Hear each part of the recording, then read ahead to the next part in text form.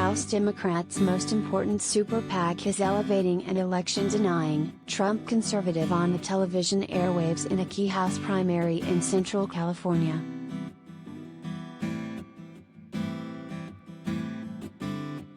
The super PAC, House Majority PAC, is funding a 30-second TV advertisement promoting Chris Mathis, a right-wing challenger taking on Representative David Valadao, a more moderate Republican running in California's 22nd congressional district.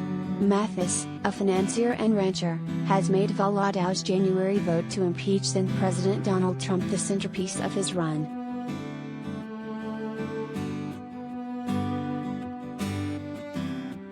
Likening the two Republicans to cans of food with the same partisan label, House Majority PAC goes on to highlight differences in the candidates' ideological ingredients in the hopes of turning right-leaning GOP primary voters against Valadao and toward Mathis.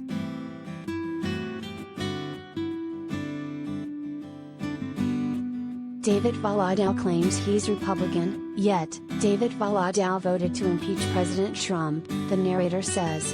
Yeah, Valadao voted to impeach President Trump.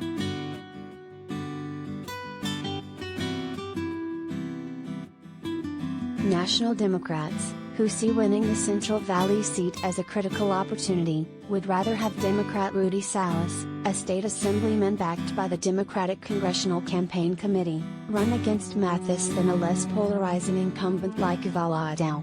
House Majority PAC, which is tied to House Democratic leaders, had spent more than $275,000 to help elect Salas as of Wednesday.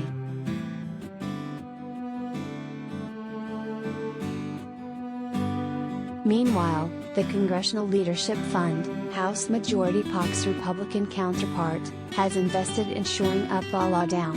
The GOP group has spent nearly $500,000 trying to prevent Mathis from overtaking Valadao.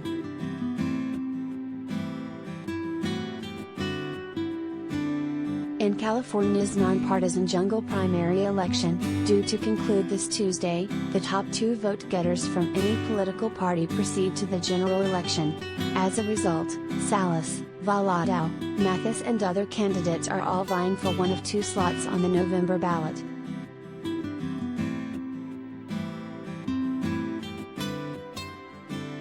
House Majority PAC's intervention on Mathis's behalf is the latest example of Democrats trying to elevate ultra-MAGA Republicans in the hopes of making the most of an unfavorable national environment.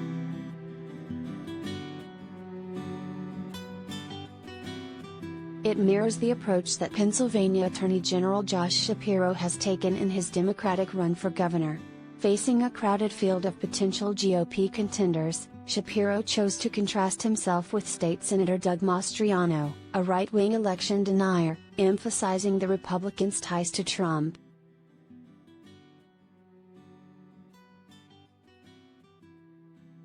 Mastriano, who believes the 2020 presidential election was stolen and who entered the U.S. Capitol during the riot on January 6, 2021, ended up winning the GOP gubernatorial nomination by a landslide.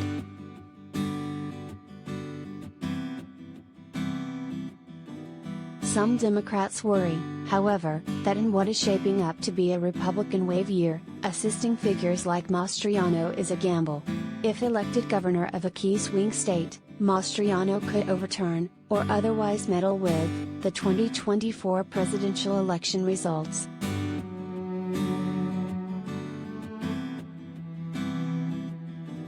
Asked whether House Majority PAC's effort to boost Mathis likewise risked clearing a path for Mathis to go to Washington, C.J. Warnke, a spokesperson for the Super PAC, maintained in a statement that it did not.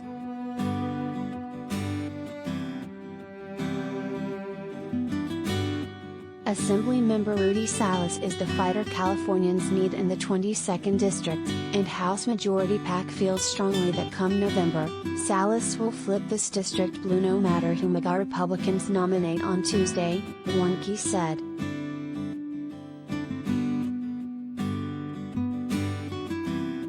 It's not hard, however, to see why Democrats would prefer to face a more extreme Republican than Valadao.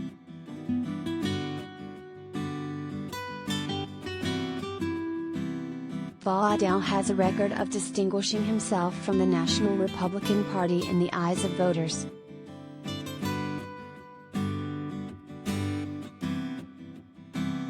Democrats unseated him in 2018 only to have him retake his current seat, California's 21st congressional district, in 2020. Although President Joe Biden carried California's 21st by more than 10 percentage points, Valadao still prevailed by a razor-thin margin.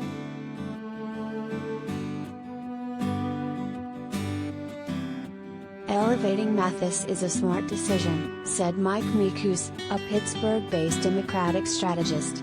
In this type of environment, you have to take risks.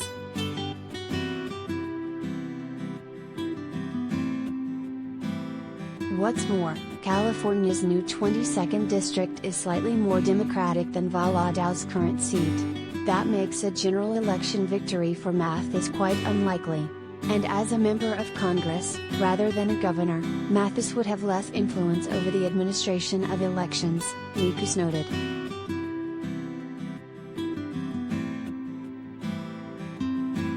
If a crackpot wins a House seat in a district like this, in a Republican wave year, it's not as damaging, Mikus said. It's one of 435 people.